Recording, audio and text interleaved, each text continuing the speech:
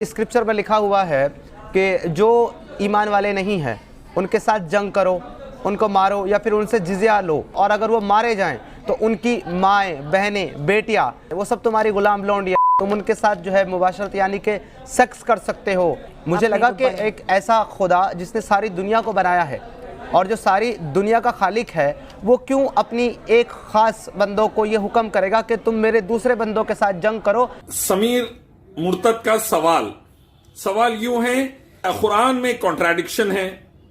Contradiction ये है कि अल्लाह ताला फरमाते हैं कि मुसलमान और काफिर दो ग्रुप है जमीन पर, और काफिरों को अल्लाह ताला बोल रहे हैं कि मारो, काटो और उनको खत्म करो, उनकी बीवी बच्चों को लौंडी और गुलाम बना लो। और एक जगह अल्लाह ये बोल रहे हैं कि अल्लाह रहम करने वाला भी है। सबसे पहली बात, ये बात वाज़ेह तौर पे पूरी कुरान हदीस में मौजूद है कि तमाम काफिरों मुशरिकों को मारो काटो बोलकर नहीं है।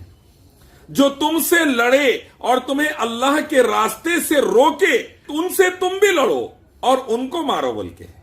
यानी जो एक रब इलाह जो तमाम किताबों में है, कुरान, हदीस, वेदा, गीता, उपनिषद, बाइबल, गुरु ग्रंथ, वो रब की इबादत से तुम्हें रोके और जानवर, पत्थर, मूर्ति, लिंगम, योनि, मुर्दे, तागे, तावीजा, गंडे, पलितों की पूजा भी लेकर जाए। और जब तुम ये ना करो और रब की इबादत कर कर शिर्क से बच जाओ, लेकिन तुमसे लड़े और तुमको मारने आए, तो तुम भी उनसे लड़ो और उनको मारो।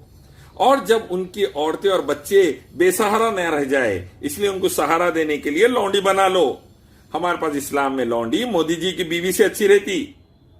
हम कपड़े भी देते, राशन भी देते, सिक्योरिटी भी देते, बच्चे भी देते। मोदी जी अपनी बीवी को चारों नहीं दिए। तो इस्लाम का उसूल कुरान हदीस से जालिमों के खिलाफ, ना कि मासूमों के खिलाफ। जो काफिर मुशरिक हमसे नहीं लड़ा, हम उसको दावत दीन देंगे, मोहब्बत से बात करेंगे, सलामती के साथ रहेंगे। सवों ने हजारों साल से रह रहे हैं अल्हम्दुलिल्लाह दुनिया भर में, इब्राहिम अलैहिस्सलाम के दौर से लेके, नूह अलैहिस्सलाम के दौर से लेके आज भी रह रहे हैं, आइंदा भी रहेंगे। लेकिन जो हमसे लड़ा और हमको मारने आया, उसको मारो। यही हुक्म कुरान हदीस का है, यही हुक्म दूसरे मजहब की किताबों का भी है। अब मेरा सवाल मुर्तद समीर से है, तेरे घर पर अगर कोई अटैक कर दिया, तेरी माँ, बहन, बेटी पर, तुझ पर, तो पलटाकर तू वो अटैक करने वालों से लड़ेगा या नहीं लड़ेगा? या नहीं मार दो मुझे, मेरी माँ, बहन, बेटी, बीवी सबको मार दो बोलेगा? क्या करेगा? तू लड़ेगा। यही हुक्म है इस्लाम का। मैं एक सुन्नी परिवार के अंदर पैदा हुआ। मेरी जो फैमिली है वो बहुत ज़्यादा ह्यूमनिस्ट और रैशनल टाइप की फैमिली है, बहुत ज़्यादा इंटू नहीं है मज़हब या दीन के अंदर। मेरी फैमिली ने कभी मुझे फोर्स नहीं किया दीन को ज़्यादा फॉलो करने के लिए, ये सब करने के लिए। मुर्तद समीर कह रहा है कि वो उसके घर वाले दीनदार नहीं थे, बहुत ज्यादा इस्लामिक नहीं थे, इसीलिए तुम ऐसी औलाद निकले। कुरान हदीस बचपन से पढ़ाते, तौहीद और सुन्नत शरीयत पढ़ाते, मक्का मदीना वाला इस्लाम पढ़ाते, सही इस्लाम जानते। चूंकि दीनदार नहीं, बेदीनों की औलाद थे, इस वास्ते जैसा बीन्स था वैसी फसल निकली। तबलीगी जमात वाला हर एक नए मुसलमान को जो उससे जुड़ता है, यही बताता है कि ये नौकर हैं, ये घर की काम करने वाली नौकरानियां जैसे कि हमारे घर में होती हैं, इनको सेक्सुअली अब्यूज किया जाएगा, हैरेस किया जाएगा, उनको इस तरीके से इस्तेमाल किया जाएगा।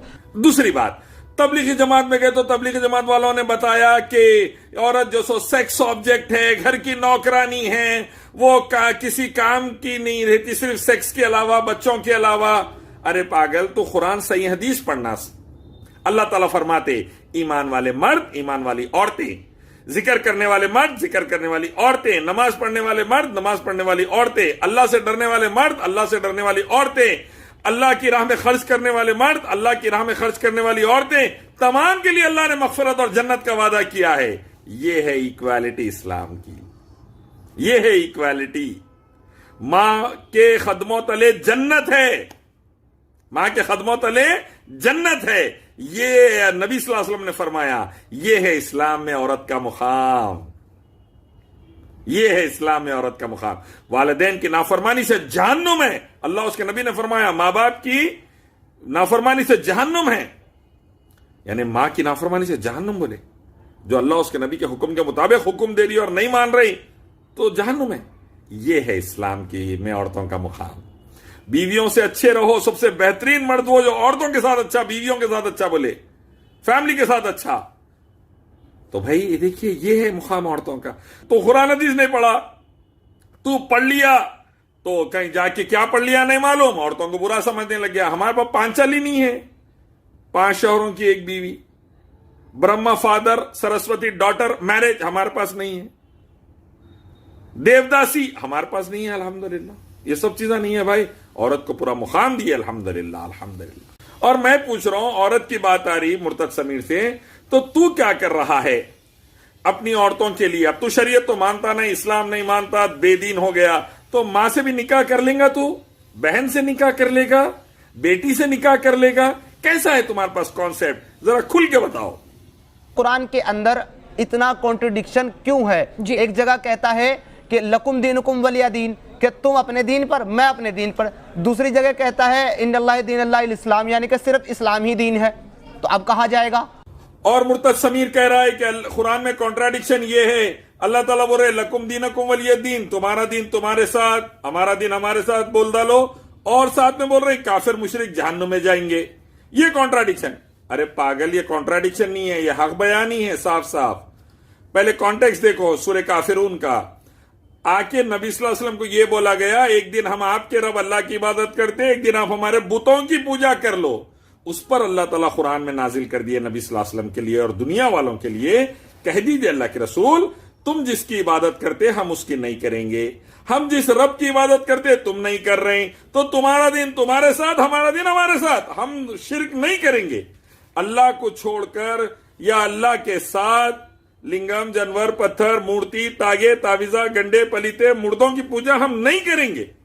ہم ایک رب کی عبادت کریں گے، اللہ کی، جو ساری کائنات کا اکیلا پیدا کرنے والا، پالنے والا اور چلانے والا ہے، اسی کی عبادت کریں گے.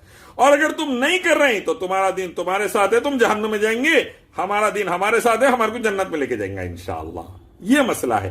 اب مرتد سمیر سمجھے نہیں یہ بات قرآن پڑھ کے صحیح طریقے سے، اب سمجھ جاؤ. دوسرا میرا سوال ایک یہ ہے، اب تم شریعت کو تو مان رہے نہیں، اسلام سے نکل کے بول رہے، تو اب یہ بتاؤ تم مر گئے تو تمہاری لاش کتوں کو ڈالنا، سوروں کو ڈال دینا، جلا دینا، نالے میں پھینک دینا، کیا ارادہ ہے اس بارے میں؟ کیا سوچے؟ کیونکہ کوئی دھرم کو تو تم مان رہے نہیں. اور دوسرا فیکٹر، کھانے پینے کا کیا مسئلہ ہے؟ تم صرف اناج کھاتے یا گندگی بھی، غلاظت بھی کھا لیتے؟ کیونکہ حلال حرام تو ہے نہیں تمہارے پاس. کیسا ہے مسئلہ؟ ذرا یہ سوال کا جواب دو.